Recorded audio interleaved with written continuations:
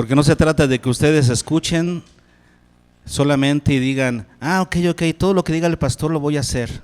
No, no es lo que diga el pastor, es lo que dice la palabra. Y ustedes deben estar atentos a que estoy predicando la palabra solamente, no ideas mías.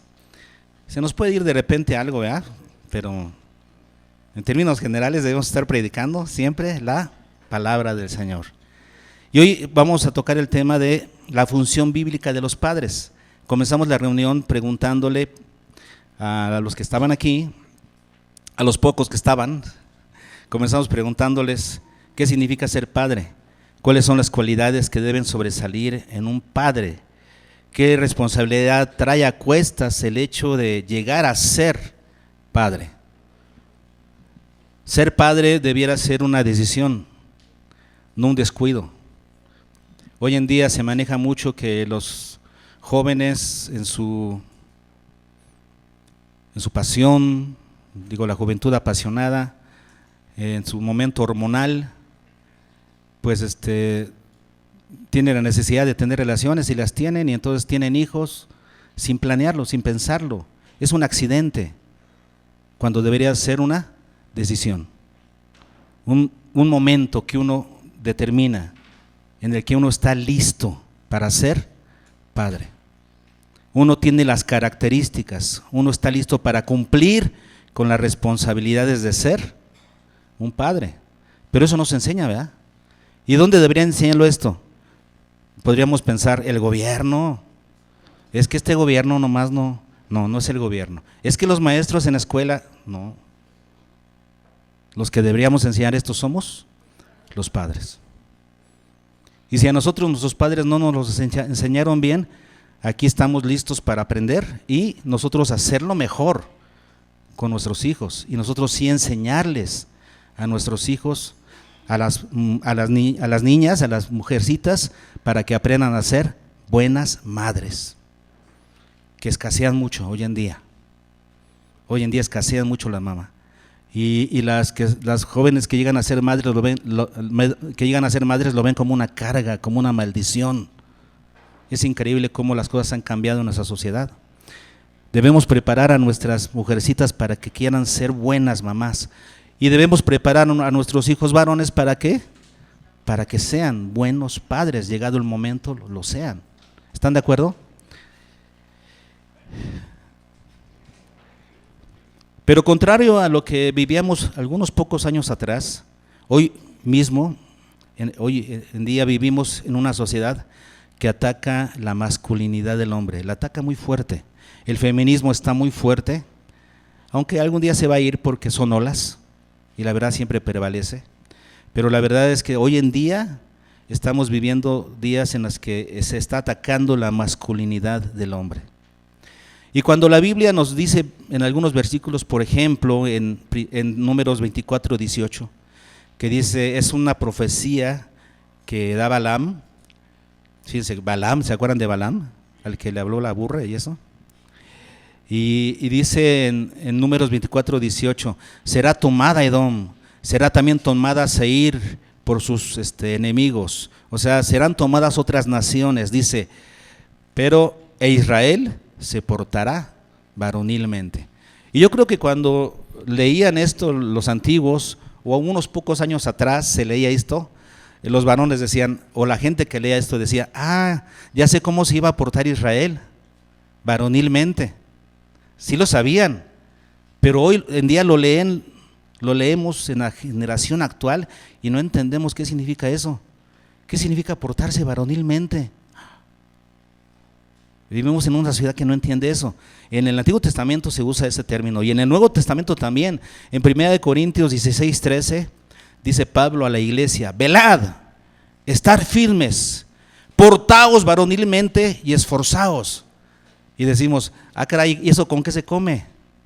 Hoy nos tienen que explicar qué significa varonilmente, porque vivimos en una sociedad en donde ese término se ha venido para abajo.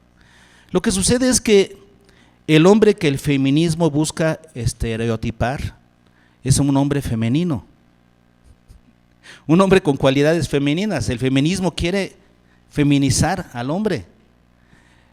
Y hoy en día le preguntas a las muchachas ¿Qué tipo de hombre buscan? Y dicen, pues uno con emociones, uno que tenga sentimientos, y ya no dicen uno que me defienda, uno que me dé valor, uno que me mantenga. No, ahora uno que llore conmigo. No, lo que quieres es una amiga que le pintes las uñas. Es increíble, pero el feminismo te habla de un hombre que llore. Quiere un hombre que tenga sentimientos, que se doblegue, que se ponga aretes, que tenga cabello largo, que se pinte las cejas, que se depile las axilas, que camine con vaivenes, con delicadeza. Ese tipo de hombre está buscando el feminismo, está anunciando, y por todos lados lo podemos ver. No, claro, estoy exagerando un poquito el punto, pero la realidad es que la sociedad busca desmasculinizar, si existe esa palabra, quitarle al hombre su masculinidad. Eso es. Pero es que el hombre tiene cualidades intrínsecas a su sexo. El que es hombre lo es. Dios lo diseñó así. Esas cualidades fueron diseñadas por Dios para dar equilibrio a la relación entre hombre y mujer. Decíamos en la predicación cuando hablé acerca de las madres, que Dios le dio al hombre ciertas cualidades y a la mujer ciertas cualidades que juntos hacen que se equilibre esa relación. Por eso el hombre y la mujer somos distintos, totalmente distintos, pero nos equilibramos el uno al otro. Y entonces de esa manera sucede que la mujer como madre puede aportar ciertas cosas a sus hijos. Por ejemplo, ofrece su cuerpo en primera instancia, porque ahí vive el bebé, porque ella lo alimenta cuando nace. Aporta la parte emocional, porque la mujer es muy emocional, aporta ternura en su trato con sus hijos. ¿Y qué aporta el varón? ¿Qué es lo que aporta el padre de familia a la familia y a sus hijos? ¿Qué es lo que debería aportar el varón? Hoy vamos a estudiar un poquito de eso, ¿les parece? Y lo vamos a descubrir ¿dónde? Bueno, hoy vamos a descubrirlo a partir de las palabras griegas que utiliza la Biblia cuando se refiere a padre. ¿Qué palabras griegas utiliza? ¿Cuál es nuestro fundamento para utilizar esas palabras griegas? Bueno, nosotros creemos que la inspiración bíblica es plenaria, única, dinámica, pero también verbal. Hemos estudiado eso cuando vimos el curso 3, si ustedes se acuerdan. Los que han visto el curso 3, hablamos sobre la inspiración bíblica y ahí vimos que la inspiración, nosotros creemos que la inspiración bíblica dijimos, ¿qué dije? Verbal, verbal, lo que significa que creemos que cada palabra utilizada en los originales es una palabra inspirada por Dios. Eso quiere decir, es una palabra que refleja perfectamente lo que Dios quería dar a entender para nosotros. Estamos hablando que Dios inspiró cada palabra utilizada por los escritores sagrados. Pudieron haber puesto otra palabra, pero pusieron la palabra correcta, la que realmente refleja perfectamente lo que Dios quería dar a entender. La inspiración de Dios se extiende a cada palabra utilizada. Entonces nosotros por eso hoy, con toda confianza, analizamos cada palabra utilizada en el original. Y cuando se traduce la palabra Padre en el Nuevo Testamento, principalmente se utilizan dos palabras griegas. Y esas palabras en su significado nos van a ayudar a entender cuál es la función de los padres, que viene de parte de Dios para nosotros. La primera palabra que se utiliza es la palabra goneos, que significa engendrador, uno que engendra. Por ejemplo, en Efesios 6:1, cuando se dice, hijos, obedeced a vuestros, ahí se utiliza la palabra goneo, que significa a los que te engendraron. Hijos, obedezcan a los que los engendraron. Uno que engendra. La palabra entonces que se traduce como padre en la Biblia viene del término goneos, que se refiere a un engendrador, uno que engendra. Qué función tan impresionante. El hombre fue capacitado por Dios para engendrar. ¿Y saben lo que significa la palabra engendrar? Dar vida. Claro, junto con la mujer. Dios diseñó que el hombre junto con la mujer pudieran dar vida a un nuevo ser. Esa es una función impresionante que Dios le dio al hombre. Una vez escuché a unas feministas que diciendo en entrevistas, es que no necesitamos a los hombres en nuestra sociedad. Es más, si los hombres no existieran, nosotros podríamos seguir viviendo sin ningún problema. Podemos hacer de todo, podemos ocuparnos de cualquier trabajo y podemos hacer lo que sea. Y entonces el entrevistador, muy sagaz, ¿verdad?, le dice, ¿y cómo se reproducirían? Y entonces la feminista con toda autoridad le dice, pues con inseminación artificial, no necesitamos a los hombres. Y le dice, ¿y de dónde van a sacar pues refrigerados? Y cuando se acaben los refrigerados, bueno, pues ya veremos. La cosa es la necedad, ¿verdad? Pero qué curioso que pensaba que podían mantenerse por siempre, ¿no? No, es que sin el hombre o sin la mujer, sin ambos, no habría forma de reproducción. Y entonces, qué curioso que se le da a la palabra padre esta palabra, que tiene que ver con este significado. El padre es un engendrador, alguien que da vida. Dios lo diseñó para que pudiera hacerlo. Ahora Dios diseñó la forma. Dios diseñó que los hijos nacieran como resultado de la unión íntima, más íntima que puede haber entre dos personas. Así lo diseñó Dios. Razón por la cual, por el potencial que tiene esta relación física de engendrar vida, esta actividad debería estar reservada solo para el matrimonio. Solo para el matrimonio, porque solamente en el matrimonio se dará certeza al futuro desarrollo del bebé que va a nacer. Ninguna persona debería tener relaciones sexuales fuera del matrimonio, porque siempre hay posibilidad de engendrar vida y sería irresponsable hacerlo. Entonces, si el hombre tiene esta capacidad de engendrar, ¿qué debe hacer? Cuidar, no estar poniendo semillas por todos lados. Eso es irresponsable. El hombre de Dios sabe cuál es el momento, sabe que debe ser con la persona correcta, de la manera correcta, en la relación correcta. El hombre de Dios sabe en qué momento engendrar, cumplir esa función que Dios le ha regalado. Y esto es algo que los padres tenemos que enseñarle a nuestros hijos varones, que no sean promiscuos. Porque hoy en día se le da al varón mucha libertad, ¿no? Eres hombre, sí, pues no pasa nada. La mujer no, pues tiene que cuidarse porque es la que queda embarazada, ¿no? Pero el hombre sí, qué irresponsabilidad.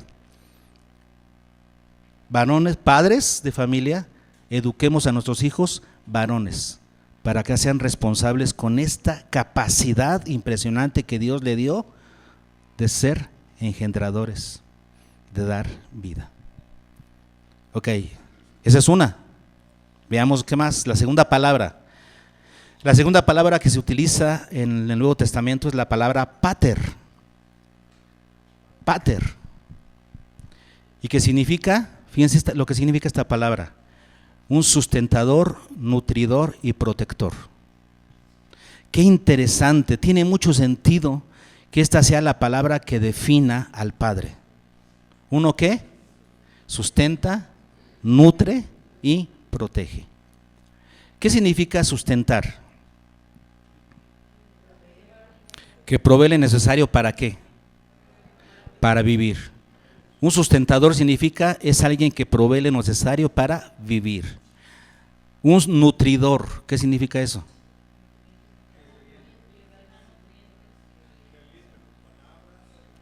Porque se refiere, si sustentar se refiere a dar lo necesario para vivir, nutrir es proveer lo necesario para crecer. El padre provee lo necesario para que su familia crezca en todos los sentidos. Y un protector, el que resguarda, el que provee para que su familia tenga seguridad. Ahora notemos algo interesante, porque como podemos ver, la responsabilidad de un padre siempre tiene consecuencias que recaen sobre terceras personas.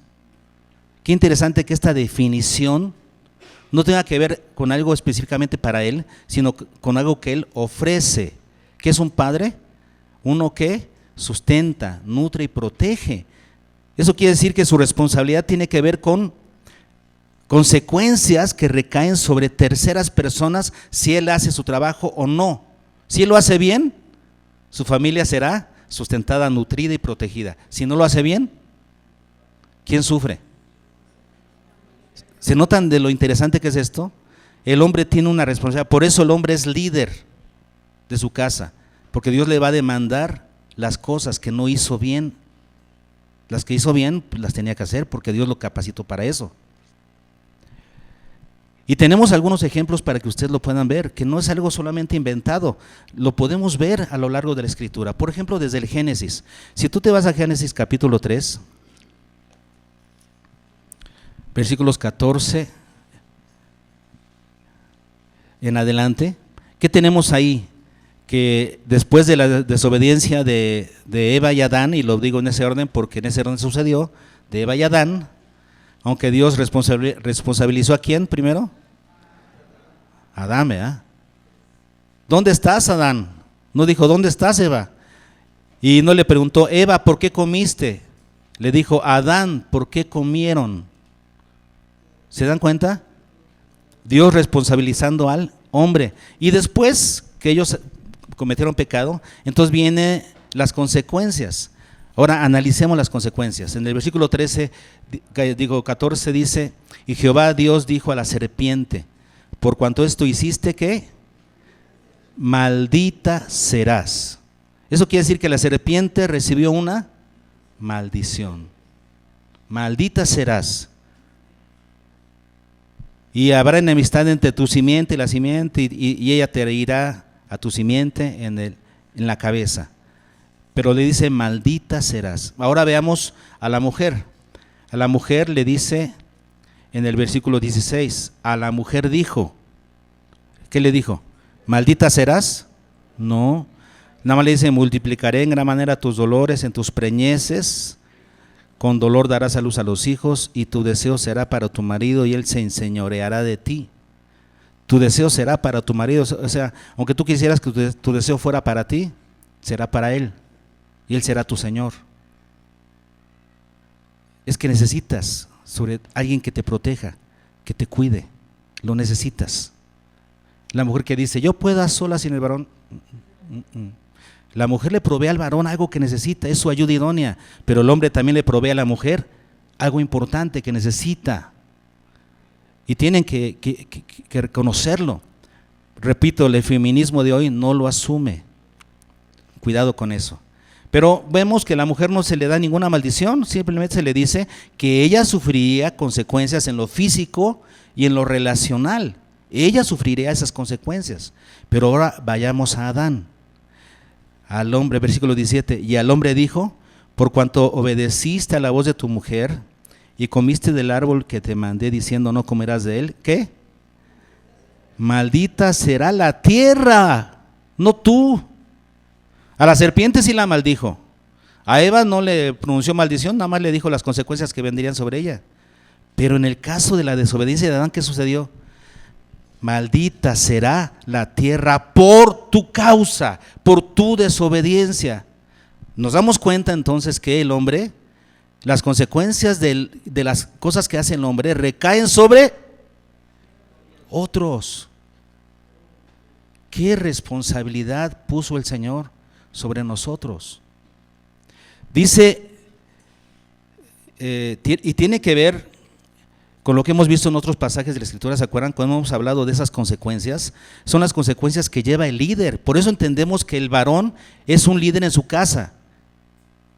Y el líder, cuando hace algo malo, ¿quién lo sufre? ¿Quién sufre las consecuencias? Las personas que están bajo su cuidado. Ese es un principio. Y lo podemos ver, por ejemplo, cuando David pecó con Betsabé. ¿Qué sucedió? ¿Quién murió? Su hijo. ¿Qué culpa tenía el hijo? Cuando Coré se rebeló, falleció él, pero con toda su familia. Se la tragó la tierra, toda la familia. ¿Y ellos qué? Y cuando David censó al pueblo, ¿se acuerdan lo que le dijo David al Señor? Señor, yo pequé. ¿Por qué estos? ¿Por qué matas a miles de estos inocentes? Yo pequé. Sí, pero eres líder. Y cuando Jonatán no pudo ser rey, ¿por qué? Por el pecado de su padre. Jonatán tenía todo el derecho de ser el rey. Y Dios reprobó a Saúl y se llevó entre las patas a su hijo. ¿Entendemos el punto? Las consecuencias de lo que haga el padre de familia recae sobre sus hijos, para bien o para mal. ¡Qué impresión! Entonces, ¿cuáles son las funciones bíblicas de un padre? Vamos a mencionar 3, ¿ok? Número 1, su función biológica.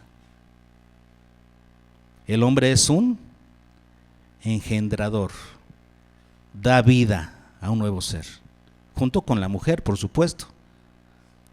Pero el hombre es un engendrador y debe ser responsable, como ya dijimos, con ese poder que el Señor le ha dado, ¿no? Como a los superhéroes. Cuando se le dice a un superhéroe, un gran poder amerita una gran responsabilidad. Y esto es un gran poder que Dios le dio al hombre, dar vida. No lo entendemos. Y el hombre muchas veces históricamente ha sido irresponsable con este poder, pero nosotros no. Los hijos de Dios somos responsables y vamos a enseñar a nuestros hijos a que sean hombres responsables con ese poder que Dios les dio. ¿Ok? Pero es la primera función, una función biológica. El hombre es engendrador. Seamos responsables. Número 2, la segunda función de un padre tiene que ver con lo que ya dijimos. Es un sustentador, nutridor y protector. El hombre tiene sustentadores, el hombre tiene una inclinación natural por sustentar a su familia. Hay estudios sociológicos que se han hecho al hombre y a la mujer, y por ejemplo en parejas que ya tienen una familia, se dan cuenta que el hombre tiene más esa intención. Por ejemplo, muchas veces los dos trabajan, pero el hombre le dice a la mujer, y esto es algo muy general, muy común, el hombre le dice a la mujer, mira, tú trabaja para lo que quieras gastar tú, pero yo me hago cargo de los gastos de la casa. Es que yo tengo que ser el sustentador de mi familia. O sea, los gastos corren a mi cuenta, no voy a permitir que tú pagues esto, no, eso lo pago yo. Hay un deseo inherente en el hombre por sustentar. Claro que el pecado corrompe eso, también es cierto. Y existen hombres que no dan ni para el sustento de sus hijos. Por otros tipos de situaciones, ¿no? Porque se pelean con la mujer y su orgullo no lo deja doblegarse. Cuidado, ahí vienen muchas otras cosas. Pero naturalmente el hombre tiene un deseo por sustentar. Nutrir, como ya dijimos, es proveer crecimiento, pero no solamente en lo físico. La aprobación que el varón puede dar, la aprobación que un padre le da a sus hijos, es un motor para ellos. La mujer puede aprobar a sus hijos, sí, pero cuando el papá aprueba a sus hijos, es un motor impresionante para los hijos. Por eso el padre es un nutridor. ¿Y cómo nutre a sus hijos? Bueno, los nutre cuando, por ejemplo, su ejemplo de vida les deja un reto. Ahí comienza la nutrición. Ellos dicen, mi papá tiene un ejemplo de conducta. Ahora, el ejemplo aquí es muy importante, pero ¿qué es más importante? ¿El ejemplo en lo profesional o en lo personal? Lo que más afecta al hijo siempre es la situación personal, la de conducta. Porque si ve que su papá es muy exitoso, pero tiene mala conducta, viene una total desilusión. En cambio, cuando es al revés, no pasa eso. Lo más importante para el hijo es ver que su padre es un ejemplo de conducta, y entonces el hijo tiene ese reto y eso lo anima. O el aliciente de sus palabras, como ya decíamos, cuando un papá dice palabras positivas a su hijo, cuando el papá da palabras de aliento a los hijos, los levanta. O cuando el papá abraza, es algo que hacemos poco. Y en nuestra sociedad machista, muy poco el padre abraza a los hijos, muy poco lo hacemos. Y tendríamos que hacerlo más. Y de esa manera proveemos crecimiento, nutrimos a nuestra familia. Y protección, es el que sale al quite cuando hay peligro. Yo he leído sobre encuestas y sobre estudios que se hacen a este respecto, he estado leyendo sobre eso, y me encuentro, por ejemplo, que se ha notado que cuando va una pareja con sus hijos y de repente hay un peligro, por ejemplo, una persona viene, un asaltante o lo que sea, ¿saben qué sucede? La mamá, ¿qué hace? Agarra a los hijos y sale corriendo para proteger a sus hijos. ¿Y qué hace el hombre? Saca el pecho para pelearse con el vato. Eso funciona.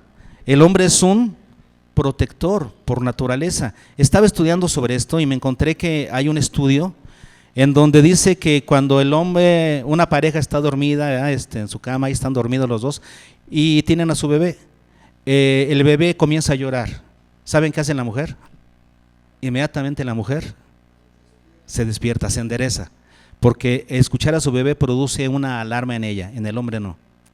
Pero cuando escucha un ruido en la calle de alguien que puede entrar, ¿saben quién se alerta? El varón. Aunque tenga sueño pesado, pero en cuanto se despierta, esa alerta lo hace moverse al varón, porque el varón tiene esa inclinación por la protección. Ahora, y eso han analizado los estudiosos, de que tiene que ver con una hormona que es la vasopresina, una hormona producida por el hipotálamo que regula la presión arterial, pero también regula el comportamiento social. Y dicen que esa es la razón de esta hormona por la que la mujer se despierta cuando escucha el llorido de un bebé y el hombre no. ¿Y por qué el hombre se despierta, se altera cuando hay peligro? Es una hormona que está en nosotros. Es una situación natural que Dios puso en el hombre. Y el hombre reacciona ante el peligro. Y si no, ¿por qué Dios le dijo a José y no a María acerca del cuidado, de la protección al niño Jesús? ¿Por qué a José y no a María? Cuando en Mateo, vamos a Mateo, capítulo 1, y en el versículo 20 de Mateo 1 dice: y pensando él en esto, he aquí un ángel del Señor le apareció en sueños y le dijo: José, hijo de David, no temas recibir a María tu mujer, porque lo que en ella es engendrado el Espíritu Santo es. ¿Y saben qué hizo José? Recibió a su mujer. ¿Para qué? Para protegerla. Y cuando quiso dejarla secretamente, ¿por qué fue? Para protegerla. El instinto protector en el hombre. Y después, cuando los magos se fueron, el versículo que nos aprendimos, después que partieron los magos, ¿qué sucedió? He aquí un ángel del Señor se apareció en sueños a José y dijo, ¿sí se acuerdan? Levántate y toma a tu hijo y a su madre, y toma al niño y a su madre y huye a Egipto y permanece allá hasta que yo te diga. Porque acontecerá, todavía no había acontecido, pero el Señor se adelantó, acontecerá que Herodes buscará al niño para matarlo. ¿A quién le mandó el sueño a Dios? ¿Por qué no a María? ¿Por qué a José? Tenemos claro, ¿verdad? Entonces de lo que se trata. El hombre entonces tiene una función moral que tiene que ver con sustentar, nutrir y proteger. Es algo inherente a él. Y número 3, la tercera función del padre, que yo lo llamaría su función social. Si el hombre entiende que es un sustentador, nutridor y protector, entonces va a extender se va a extender a esta función social que es la de ser un patriarca para su familia. Un patriarca. Ya habíamos hablado de esto en otra predicación, si ustedes se acuerdan, lo que era un patriarca. Y no tiene nada que ver nada con machismo, nada. Con la sociedad patriarcal que anuncian las feministas, nada que ver con eso. Porque el patriarca tiene que ver con alguien que entiende que lo que hace afecta a terceras personas. Simplemente eso. Porque sabes que si haces un buen trabajo, afectará positivamente a tu familia, a tus hijos. Pero que si no lo haces, vendrán consecuencias sobre ellos justamente. Y eso te hace tomar las riendas. Eso te hace ser un jefe para tu familia. Eso te hace tener autoridad que sustenta, que nutre y que protege a tu casa. Eso te hace que te hagas cargo. Hace que tomes el compromiso y la responsabilidad. Eres un patriarca para tu familia. Eso también está pasado de moda. Porque hoy en día la jefa de la casa, ¿quién es? ¿Qué decimos los hombres? Yo tengo la última palabra. Sí, mi amor, ¿no?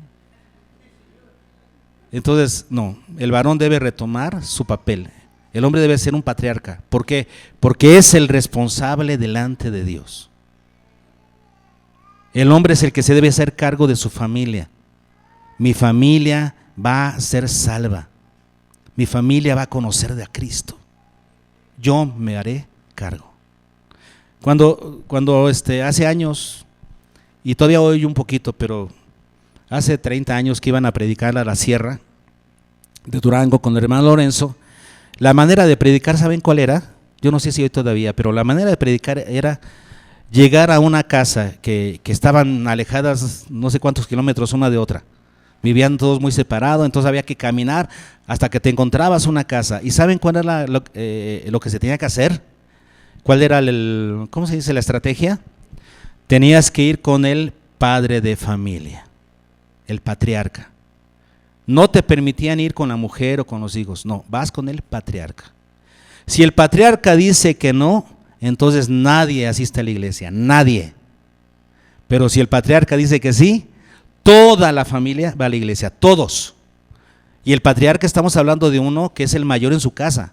Eso quiere decir que puede ser el abuelo o el bisabuelo, y eso quiere decir que todos los demás hijos que viven ahí, porque todos viven ahí juntos, hijos, nietos, bisnietos, todos van a la iglesia. El patriarca manda y él dice, todos van a la iglesia y todos van a conocer a Dios. Eso es un patriarca, es alguien que se hace cargo, es alguien que dice, ¿quién va a cuidar a mi familia? No, yo la cuido. ¿Quién va a llevar a mis hijos a Cristo? Yo. ¿Quién más? Yo. ¿Quién les va a enseñar a que amen a Dios? Yo. ¿Quién les va a enseñar a servir a Dios? Yo. Ese es un patriarca. No el que dice, pues a ver si el pastor, a ver si el maestro de escuela dominical, a ver si mi esposa que es más enjundiosa y ama más al Señor que yo. Me da en el hígado eso. ¿Y tú qué? ¿Cuándo? Como que se da por hecho hoy en día que hay más compromiso de las mujeres en las iglesias cristianas que de los hombres. Qué pena, qué vergüenza para los hombres. Qué bien por las mujeres, qué bien por las mujeres, qué mal por los varones, que siempre tienen un pretexto. Es que el trabajo, es que llegué muy cansado, es que la lana primero. ¿Y Dios cuándo? ¿Y el ejemplo a tus hijos cuándo? ¿Cómo les vas a enseñar que amen a Dios si tú no lo amas? ¿Cómo les vas a enseñar que Dios es primero si tú primero pones el trabajo o el descanso? Necesitamos patriarcas. Y la función de un padre de familia es ser un patriarca de su casa, de ser el que se hace cargo, la autoridad que sustenta, que nutre y que protege, el jefe que toma riesgos, el jefe que dirige el destino de su familia. Mi familia va a hacer esto.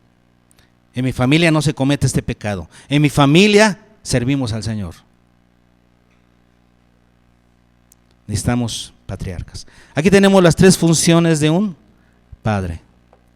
Funciones que los padres hoy en día tenemos que cumplir, pero también tenemos que enseñarle a nuestros hijos varones. Si tienes hijos varones, tienes que enseñarles para que lleguen a ser buenos padres.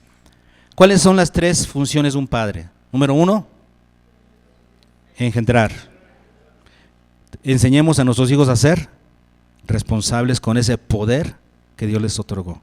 Número 2, sustentar, nutrir y proteger. Somos por naturaleza eso. Y número 3, ser un patriarca. Elevar eso como una responsabilidad mía en mi casa.